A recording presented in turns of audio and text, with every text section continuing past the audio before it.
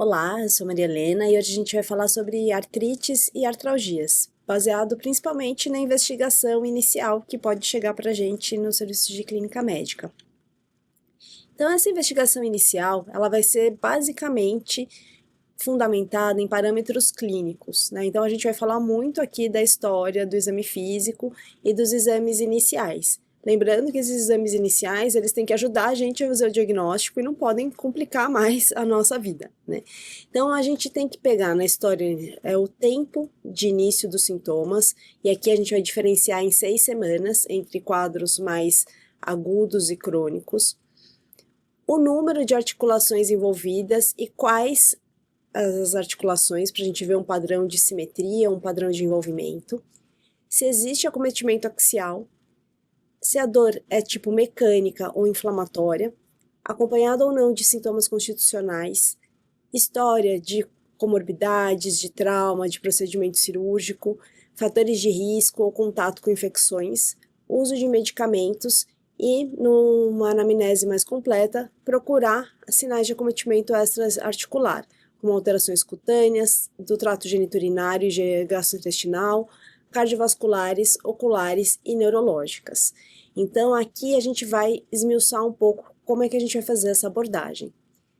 Então, a primeira padrão que a gente vai dividir, esse é um padrão monoarticular ou poliarticular.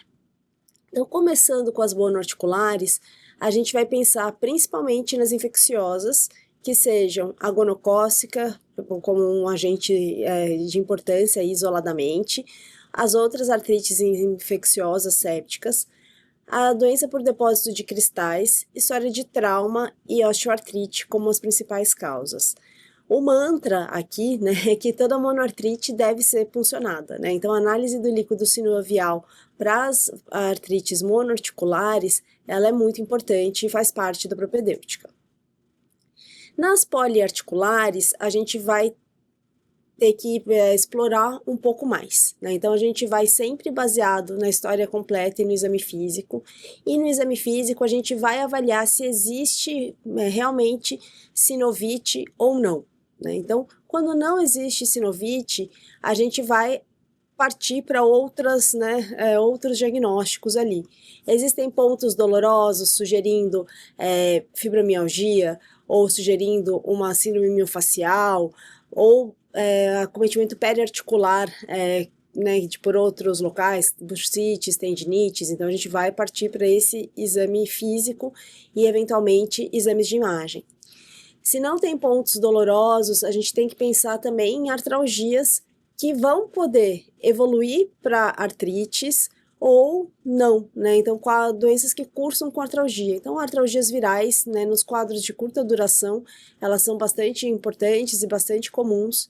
A osteoartrite, os distúrbios de partes moles de novo, hipotireoidismo, dor neuropática, doença osteometabólica, até depressão. Então, aqui a gente vai ampliar um pouco em questão de sorologias, enzimas hepáticas, ver outras alterações aí de exames laboratoriais. Na realidade de ter uma sinovite observada pelo médico, e daí lembra aqui que pode ser em uma só articulação, não precisa ser em todas em que o paciente refere dor, a gente vai diferenciar aí entre sintomas mais ou menos de 6 semanas. Sendo que mais de 6 semanas a gente encaminha aí para um diagnóstico de doença reumatológica sistêmica, e aí a gente vai ampliar, né, o diagnóstico para uma artrite reumatoide ou para uma doença do colágeno, alguma outra doença. A gente amplia nesse sentido a investigação.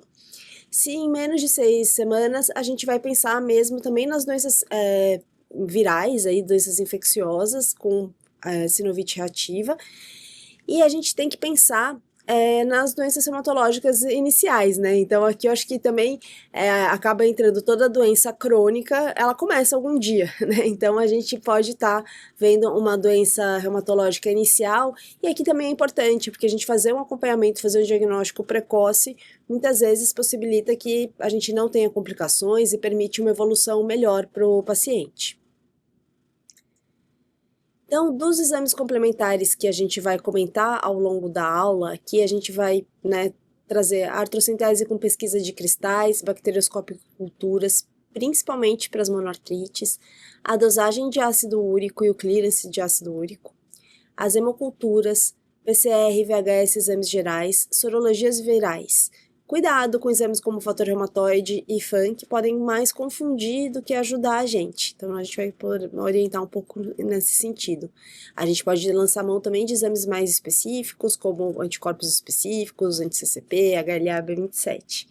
Os exames de imagem também têm seu papel e são bastante importantes, tanto raio-x, quanto ultrassom, quanto ressonância. Então, começando aqui com as monoartrites. Então, causas de monoartrites. As causas mais comuns são as infecciosas, né, e depósitos de cristais. Então, a gente vai pensar nesses dois polos principais na ausência de uma lesão traumática. Das infecciosas, mais ou menos metade dos casos são causadas pelo agente que é o gonococo, e a outra metade por outros agentes. E daí aqui a gente vai ter diferenças importantes na evolução e na conduta desses pacientes. Outras possíveis causas podem ser tuberculose, acometimento por fungos, doença de Lyme, que não é presente na nossa população, né? HIV, neoplasias, osteonecrose asséptica, sarcoidose, osteoartrite e doença de Charcot. E aqui, da mesma maneira em que doenças crônicas um dia se iniciam com um quadro agudo, começam algum dia, doenças poliarticulares também podem se apresentar inicialmente como uma monoartrite. Então, também ter isso em mente, a gente vai ter que acompanhar a evolução do paciente. E aqui o nosso mantra, né, que toda monoartrite deve ser puncionada para a gente fazer o diagnóstico sempre que possível. Então, na artrite séptica, a gente tem metade dos casos aí que são as não gonocócicas, a gente tem um predomínio em todas as faixas etárias do Staphylo aureus, né, de 40% a 70%, mas também streptos e a possibilidade de bacilos gram-negativos. Alguns fatores predisponentes do hospedeiro são imunocomprometimento, disseminação por via hematogênica, né, então nossos pacientes que usam catéter de longa permanência, seja para diálise, seja para quimioterapia, usuários de drogas endovenosas, pacientes internados com acessos, pacientes com doença articular prévia. Então aqui também funciona um pouco como a gente pensa na endocardite, né? Então que o agente vai colar ali numa válvula já lesada. Aqui num paciente que tem doença articular prévia, onde realmente você pode ter uma predisposição maior de uma infecção bacteriana. E isso é importante a gente pensar, porque muitas vezes você tem lá um paciente que tem artrite reumatoide, que tem osteoartrite, e de repente ele tem uma articulação que está diferente das demais, que está com sinais inflamatórios muito evidentes. Pensar que ali pode ter, mesmo que ele tenha uma doença poliarticular, uma doença sistêmica, aquela articulação pode estar sendo acometida por artrite séptica. Então, é importante a gente pensar nisso, porque assim, uma articulação que está diferente do padrão do restante, vale a pena a gente puncionar para direcionar um diagnóstico.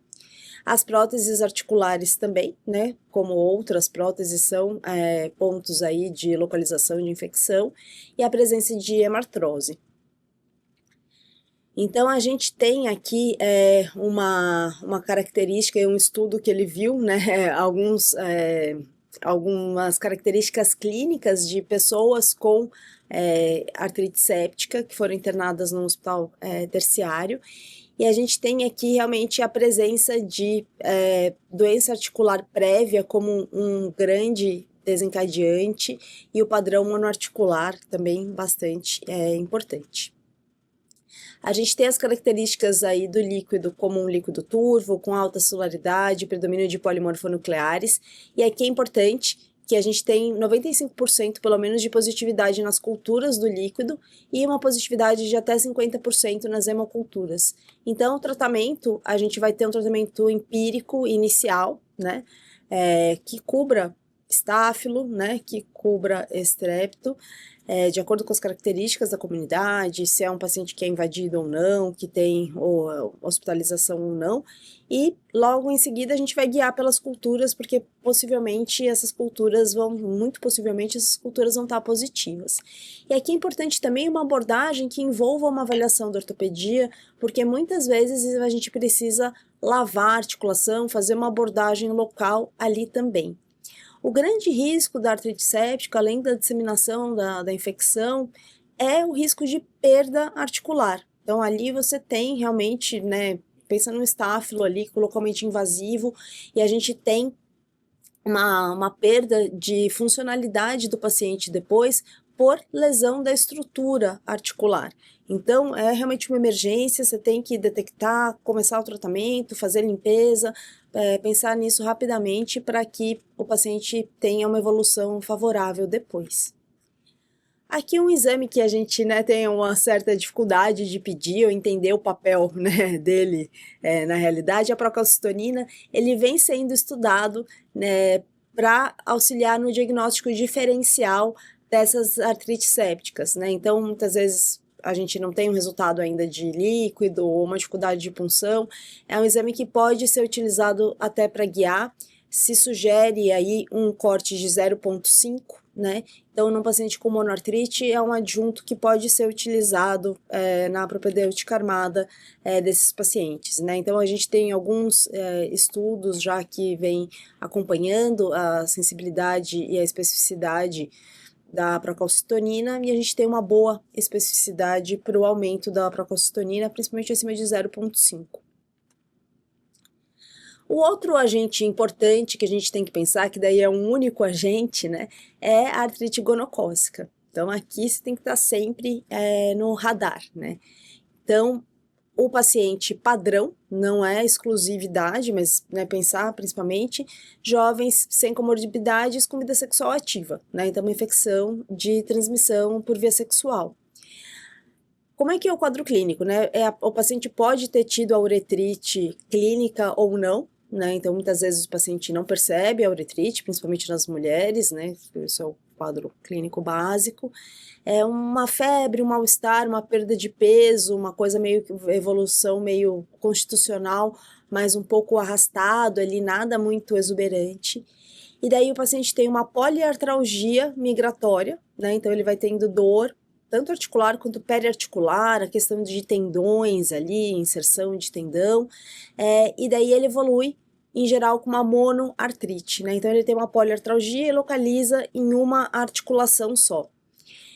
Esse acometimento, ele pode ser um acometimento tanto sinovial quanto uma tenossinovite, né? Então aqui, por exemplo, nessa figura, a gente tem a mão aqui muito inchada, né? Com um padrão mais até periarticular também acometido junto.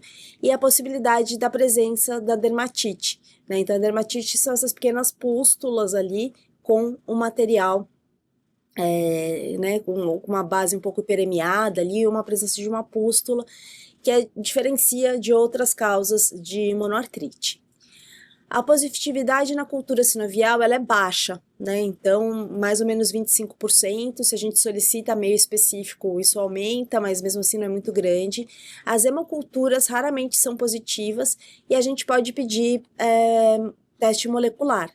Daí pode ser até o teste na pústula, pode ser o teste no líquido sinovial, e a gente vai encontrar ali o teste molecular positivo. O tratamento em geral é feito por ceftriaxone 2 a 3 semanas, e aqui um diferencial é que o paciente tem uma boa evolução do ponto de vista articular. Então, diferente das artrites sépticas, em que a gente vai ter uma evolução com destruição articular, perda da congruência da cavidade articular, a artrite gonocócica, ela tem realmente uma boa evolução do ponto de vista articular, em geral. Ainda nas monoartrites, a gente tem que pensar nas doenças por depósito de cristais. E daí são duas principais, né? Então, a gota e a doença por depósito de pirofosfato de cálcio. A gota, né, ela é o erro inato do metabolismo mais comum do ser humano. Acho que ela merece aí uma manhã de terça-feira só para ela, né? Lembrando que a gente tem dois mecanismos fisiopatogênicos principais que podem ou não ser combinados, né? Então, pode acontecer no mesmo paciente. A hiperprodução do ácido úrico ou a hipoexcreção, sendo que a hipoexcreção é muito mais frequente do que a hiperprodução. Essa hiperprodução lembra que a gente tem fatores que podem acelerar a produção, né? Então, pacientes com alto turnover celular, então às vezes a gente vê, né, na enfermaria, então pacientes com psoríase, pacientes com doença neoplásica, então aqui a gente pode ter uma precipitação de uma crise de gota. esse excesso de ácido úrico, ele é uma condição necessária, mas ela não é suficiente, né? Então, a gente tem muita gente com hiperuricemia, isso é um epifenômeno de fenômenos cardiovasculares, a gente tem a hiperuricemia como um problema em si. A gente tem as alterações de solubilidade e precipitação do ácido úrico, que também a gente vê em tecidos, muitas vezes no paciente fora da crise, e a gente tem os triggers para a crise inflamatória da gota, né? Então, o tratamento ele tem que ser um tratamento metabólico abrangente, né? Porque senão o paciente vai continuar tendo, mas lembra que ali só ter o excesso de ácido úrico, ou às vezes até a precipitação do cristal, não é suficiente para ter a crise de gota. E a crise de gota, ela tem uma característica imunológica que é bastante interessante, né? A gente tem um disparo do processo inflamatório, em que você tem rapidamente atinge o ápice dessa inflamação, e dentro da fisiopatologia você tem ativação de citocinas anti-inflamatórias ali, de mecanismos, né, de regulação do processo inflamatório, e você tem um processo que se esfria, né, em alguns dias. Então, o quadro clínico básico ali é a crise de monoartrite, em geral nos membros inferiores, sendo muito característica o hálux ali, né, a podagra, mas pode ser no médio pé, pode ser no tornozelo, então a gente pensa sempre nessa região de membros inferiores primeiro, com um período intercrítico assintomático, seguido de novas crises.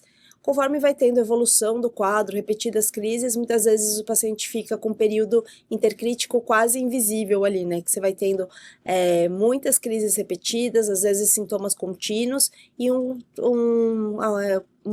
padrão ali que aparenta ser poliarticular. Existe a presença dos tofos gotosos, o paciente pode ter também cálculo renal, então tudo isso entra no quadro clínico ali do paciente.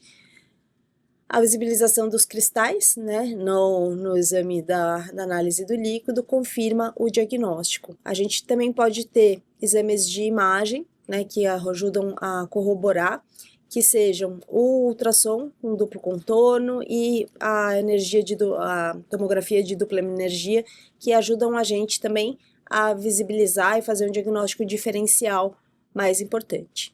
O tratamento a gente vai diferenciar entre o tratamento da crise aguda e o tratamento crônico. Na crise aguda, a gente vai priorizar ali o uso da colchicina, né? Então, não precisa ser aquelas doses até de diarreia, né? A gente vai usar uma dose menor, meio a 1 miligrama por dia, e anti-inflamatórios de acordo com a tolerância e com a possibilidade do paciente. Então, a gente sabe que, né, então, a doença na gota, historicamente, né, a doença dos reis ali, então, é uma pessoa que já tem um perfil metabólico, um perfil de risco cardiovascular aumentado, então, o uso do anti-inflamatório não esteroidal muitas vezes é bastante limitado, a gente pode usar um corticoide sistêmico para ajudar ali. Lembra sempre que o diagnóstico diferencial também vai ser com artrite séptica, né? Acho que assim, a crise de gota é visível, né? Aquele paciente que só de olhar já dói ali, né? Então ele vai ter bastante hiperemia, às vezes isso se estende para as partes moles, o paciente pode estar febril, pode ter leucocitose, então o diferencial realmente com uma artrite infecciosa é bastante importante. E o tratamento crônico vai visar a redução dos níveis de ácido úrico, idealmente abaixo de 6 de ácido úrico.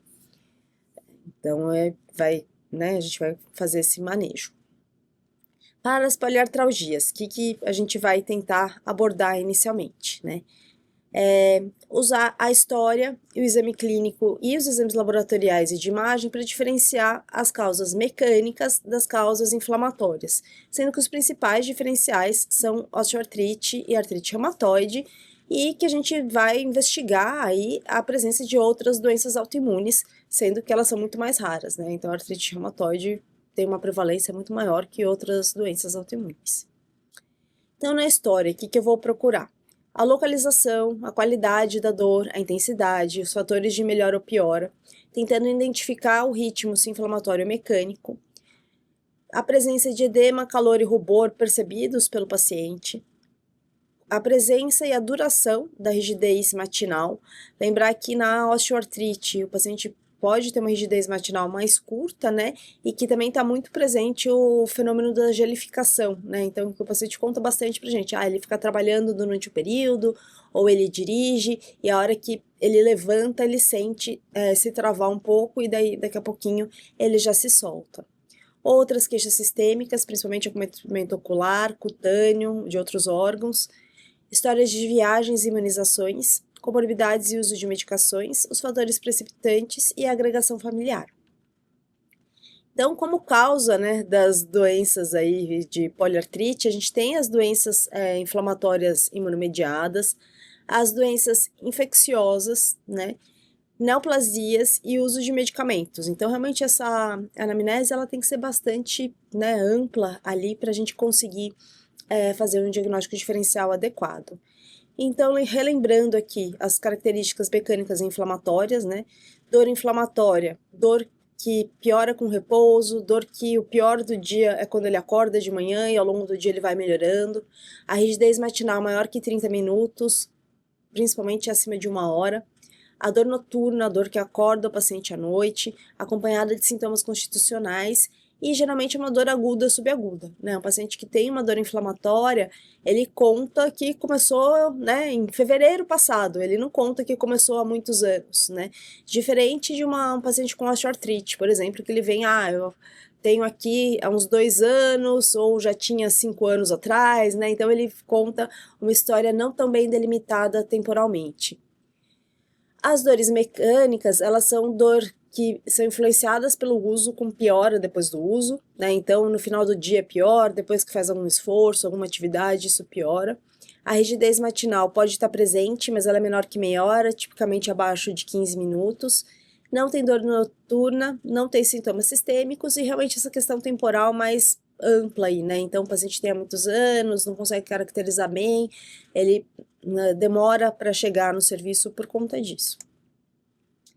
No exame clínico, a gente vai procurar a presença de sinovite, do squeeze, procurar se o acometimento é articular ou extra-articular, né? Então, às vezes o paciente vem com muita dor, mas a gente vê que é um acometimento mais mecânico, uma bursite, uma tendinite, que a gente consegue delimitar melhor. Ver se tem sinais inflamatórios, sempre observar amplitude de movimento, né, ativa e passiva, a presença de crepitação, de deformidades, instabilidades ou nódulos, né, e complementar com o exame clínico de todos os sistemas. Como a gente está pensando na possibilidade de ser uma doença sistêmica, é importante que a gente faça um exame físico bastante completo, ver pele, palpação de linfonodos, visceromegalias, pensar muito nesse sentido. Lembra que essas deformidades, né, são o que a gente não quer que aconteça, né? A gente quer que a gente faça um diagnóstico precoce para que o paciente não tenha complicações. Então, aqui relembrando, né, do exame físico, só para a gente relembrar um pouco rapidamente aqui, ver a presença de calor, de eritema, então faz uma palpação comparativa e sempre tenta palpar a articulação como um todo, como toda a sua interlinha, né? Então, palpa o punho, vê se palpa a interlinha articular, né? Tanto do rádio quanto na região da ulna. Fazer realmente nos dedos aqui, por exemplo, que a gente tem o exemplo aqui na figura, fazer essa palpação laterolateral e anterosuperior, né? Então você palpa, você segura laterolateral e palpa anterosuperior, você segura anterosuperior e palpa laterolateral, para ver se tem alguma sinovite que esteja ali que você consiga pegar. O teste do squeeze, né, que é para sensibilizar o exame físico na região das metacarpofalangianas e das metatarsofalangianas, em que a gente vai fazer só apertar essa região, né? Você não vai conseguir localizar qual delas que está dolorida, mas você sensibiliza o exame da região. E também no joelho, que a gente vai fazer ali a tecla, né? Fazer realmente circundiar a articulação para que a gente consiga fazer a palpação do líquido sem deixar um espaço que esteja solto para o líquido escapar, né? Então, um pouco dos quadros agudos aqui, que é uma situação que, né, muitas vezes a gente pega, a gente fica em dúvida do que fazer ali. Então, lembrar que os quadros agudos, que se caracteriza na literatura, então, mais ou menos abaixo de 6 semanas, elas podem ser o momento inicial de uma doença do tecido conjuntivo. seja uma vasculite, uma polimialgia, uma artrite, alguma coisa nesse sentido. Aqui é importante também que esse paciente, ele não perca o segmento, né? Então, se ele chegou numa fase aguda, é importante que a gente trate o paciente para ele ficar bem, colete os exames para fazer o tratamento, se for necessário, o mais rápido possível, e que também ele não desenvolva, né, aquele que às vezes a gente pega muito, né, num ambulatório de triagem, numa investigação ali, que o paciente vem, tem já muitos meses ou até anos, e ele próprio se medica com anti-inflamatórios, com corticoide. Então, aqui é importante também que a gente organize o tratamento dele, no sentido dele ver a necessidade de acompanhamento médico e de que, se for necessário, né, outros medicamentos, a gente vai começar de uma maneira rápida. As microcristalinas podem se apresentar de maneira aguda. As infecciosas, como a gente falou, então principalmente as virais, né? HIV, Epstein-Barr, rubéola, parvovírus, CMV, Epstein-Barr, hepatite B também, né? As bacterianas, como a gente já colocou, fungos e parasitas, eventualmente. Paraneoplásicas, então aqui é importante também, toda vez que o paciente se apresenta com uma poliartralgia, principalmente um paciente mais idoso, a gente tentar rever aí se não pode ser uma causa paraneoplásica. E daí o que eu vou ter que pensar, né? Eu vou pensar nas neoplasias que são mais frequentes para a epidemiologia do paciente. Então, aquele rastreamento que a gente faz normalmente, câncer de cólon, colo retal, câncer de pulmão para quem é tabagista. Então, a gente vai fazer a investigação direcionada para os cânceres mais comuns, né? Mama, né? Pensar ali o que é mais comum para a faixa etária do paciente. Se ele tem algum fator de risco específico, algum sintoma específico que pode direcionar para uma neoplasia, a gente é mais liberal nessa solicitação de exames. A gente pode ter neoplasias hematológicas, né, osteopatopatia hipertrófica e as conectivopatias like por síndrome paraneoplásica. Então, sempre pensar se não tem um fundo ali, alguma coisa, e lembrar que às vezes a gente faz no momento de diagnóstico, não tem nada, na evolução essa neoplasia aparece.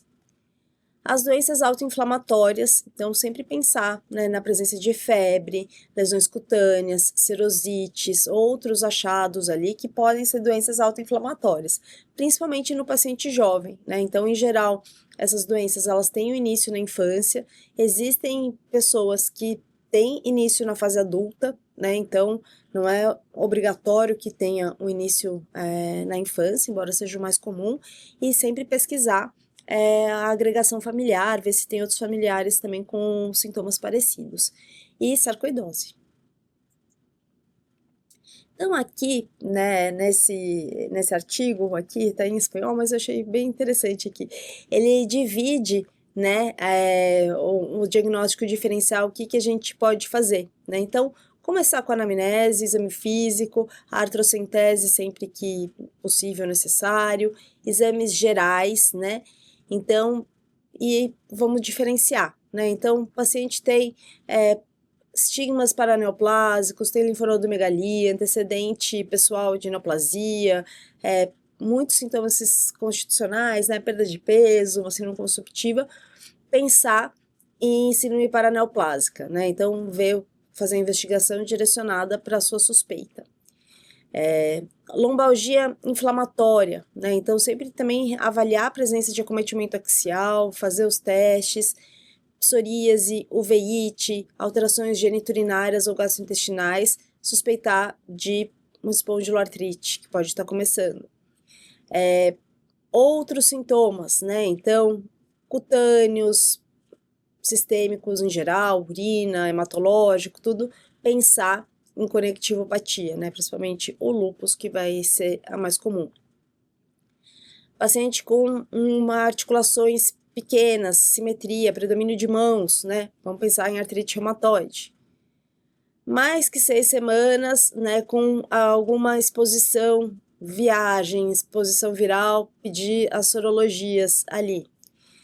Hiperuricemia, né? Vamos pensar em gota, raio-x com depósito de cálcio ali, né? Condrocalcinose, depósitos cálcicos, seja no raio-x, seja no ultrassom. Vamos pensar doença de microcristais, né? e pensar na possibilidade aqui, né, de uma artrite infecciosa, uma vasculite, principalmente se o paciente tiver outros sintomas constitucionais. O padrão clínico de acometimento aqui lembrar que ajuda bastante a gente, né? Então, tanto pelo que o paciente conta, quanto pelo que a gente examina no exame físico, ou às vezes o que a gente vai complementar com o exame de imagem, né? Então, né, aqui tem essas figurinhas que eu achei bastante felizes aí no sentido de direcionar para a gente qual que eu tenho que prestar atenção, né? Então, artrite reumatoide, muitas articulações pequenas, as mãos, né, a questão da simetria. Psoriásica, a gente pode ter o acometimento axial, acometimento de quadril, membros inferiores e nas mãos o acometimento das distais, né? Então aqui o acometimento das distais, ele é importante porque ele ajuda bastante a diferenciar as duas causas mais comuns, que são a artrite reumatoide e a osteoartrite, dos quadros crônicos, né? Mas lembrar que a artrite psoriásica, ela também tem um acometimento distal, e a artrite psoriásica tem uma característica de ser erosiva, de ter uma perda articular importante ali, óssea, né? Que pode comprometer a funcionalidade do paciente no futuro. Associadas às doenças inflamatórias intestinais, então lembrar que entra no quadro das espondiloartrites, e daí, em geral, um predomínio de membros inferiores também.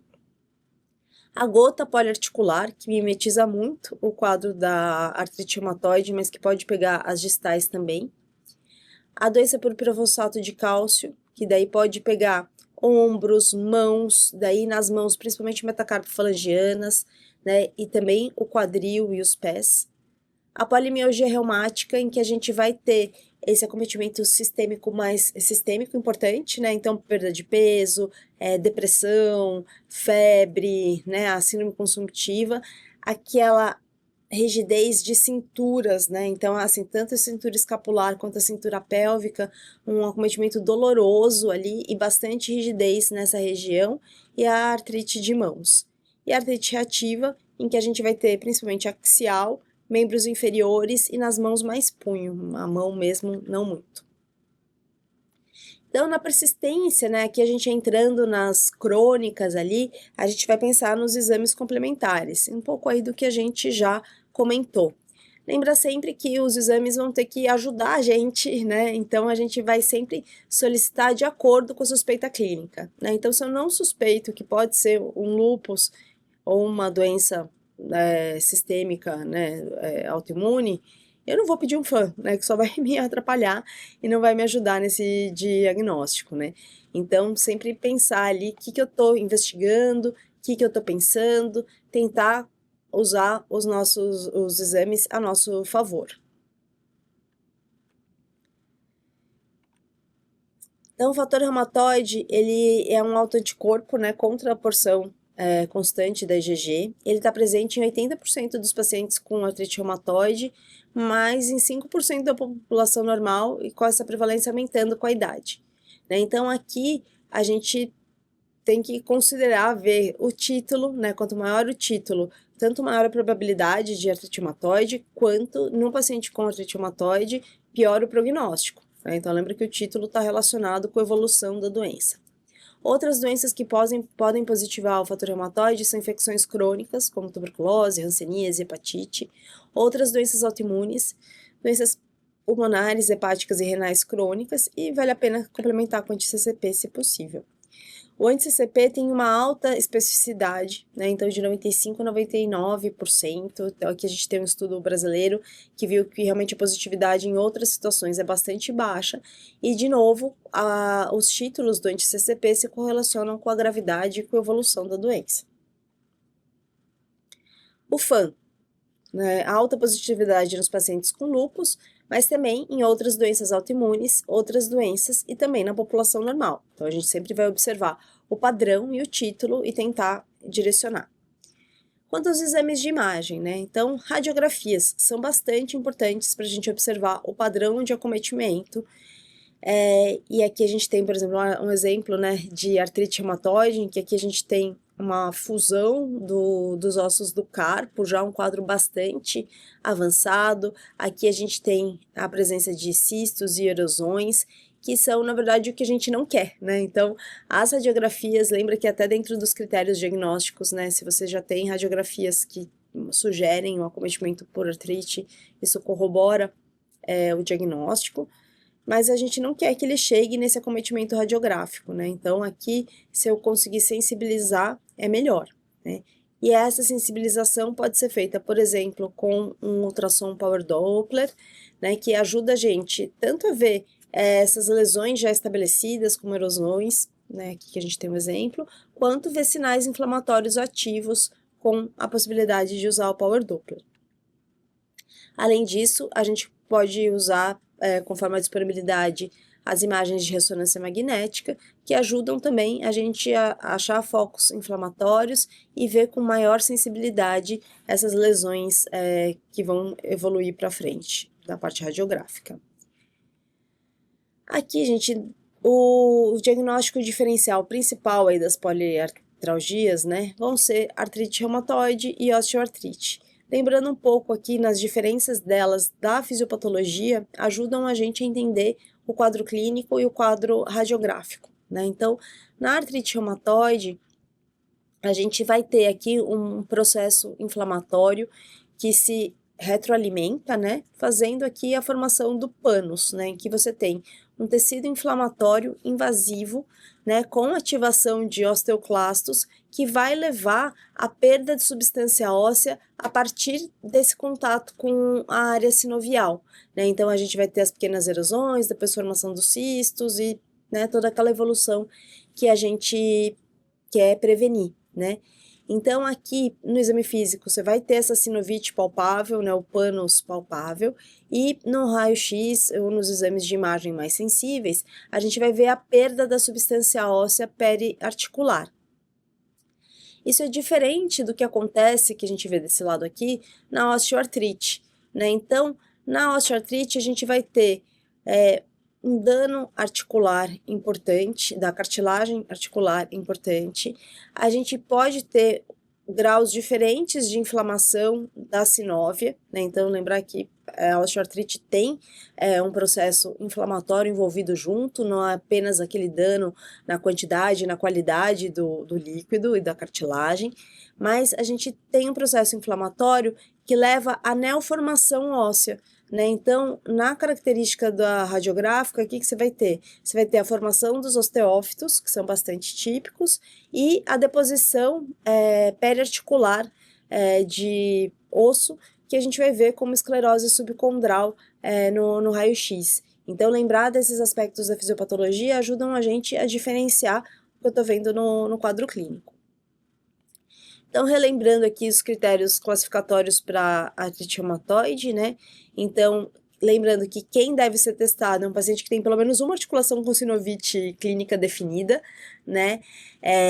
Então, aqui o paciente pode ter várias dores, mas você tem que ver pelo menos uma articulação acometida. Lembra que eu não posso ter um outro diagnóstico mais provável, né? Então, toda vez que você tem um outro diagnóstico mais provável, você vai para ele.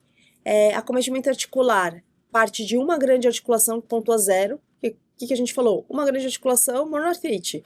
Vai ser gonococo? Vai ser infecção? Vai ser gota? Né? A gente vai pensar mais nessas doenças do que na artrite reumatoide. Há até mais que 10 articulações, pelo menos uma pequena. Se você tem 10 articulações acometidas, a probabilidade de você ter um acometimento de mão, se um acometimento simétrico, ele é muito grande, fechando aí a característica, né, clássica da doença. As sorologias, o fator reumatoide ou anti-CCP negativos, positivos ou positivos em altos títulos, que vai diferenciar pra gente, a duração dos sintomas maior ou menor que 6 semanas e a presença de PCR e VHS aumentado. Osteoartrite, né? Então, como a gente falou, é um dano qualitativo e quantitativo da cartilagem articular, né? Então, determinando uma neoformação óssea subcondral e algum grau de inflamação secundária. Lembrando que essa inflamação secundária, ela pode oscilar ao longo do tempo, né? Não necessariamente o paciente tem um quadro clínico estável. A gente tem um predomínio da degradação sobre a síntese dos componentes da matriz da cartilagem. Então, no aspecto radiográfico, a gente vai ter mais essa questão dos osteófitos, da diminuição do espaço com formação de osteófito e a esclerose subcondral. Nas mãos, a gente vai ter o acometimento aí mais de distal, pode ter os nódulos de Ebriden ali nas distais, que isso ajuda a gente. Uma coisa importante é que o aspecto radiográfico, ele não necessariamente corresponde à funcionalidade do indivíduo, né? Então, às vezes, a gente tem pacientes com um aspecto radiográfico muito ruim e uma funcionalidade boa, e às vezes pacientes bastante comprometidos com, né, uma quantidade de cartilagem ali até que boa. Isso se relaciona até com aquela questão do tratamento, né? Porque a gente tem alguns agentes farmacológicos que eles até podem atuar no sentido de manter o espaço, de manutenção do espaço, ou melhora do espaço articular, mas não necessariamente isso melhora a clínica do paciente, né? Então, o espaço em si não tem muito a ver com o quadro clínico, né? Então, aqui a gente tem o exemplo de uma osteoartrite de joelhos, né? A gente tem uma diminuição aqui do componente medial, bem importante, pode ter hipertrofia das espinhas tibiais, aqui a redução do espaço retropatelar, né? Que são componentes ali sugestivos de osteoartrite. E nunca esquecer da possibilidade de espondiloartrites, né? Então, essa questão de você perguntar se o paciente tem acometimento axial, né? Ver se ele tem, porque assim, a lombalgia é um sintoma bastante comum. Então, às vezes a gente deixa meio, é só uma lombalgia, uma coisa que não tem tanta importância, mas se a gente for pensar, a gente tem um atraso diagnóstico de anos, né? Do diagnóstico das espondiloartrites. Então, entre o paciente começar a ter sintomas e efetivamente fazer o diagnóstico. E são doenças que cursam com alterações estruturais de coluna, que não são nenhum dos tratamentos que a gente tem disponíveis até o momento, eles possibilitam que a gente não progrida, mas não volta para trás o que já teve lesão, né? Então, o diagnóstico das espondiloartrites é uma coisa que você tem que ficar sempre na cabeça ali, a possibilidade de ser uma espondiloartrite, porque senão a gente não vai fazer diagnóstico, vai atrasar muito o diagnóstico e o paciente vai se prejudicar. Então, o que o grupo dessas doenças tem em comum, né? A lombalgia de características inflamatórias. Então, sempre pensar em pessoas, principalmente homens, abaixo dos 45 anos, com lombalgia de características inflamatórias.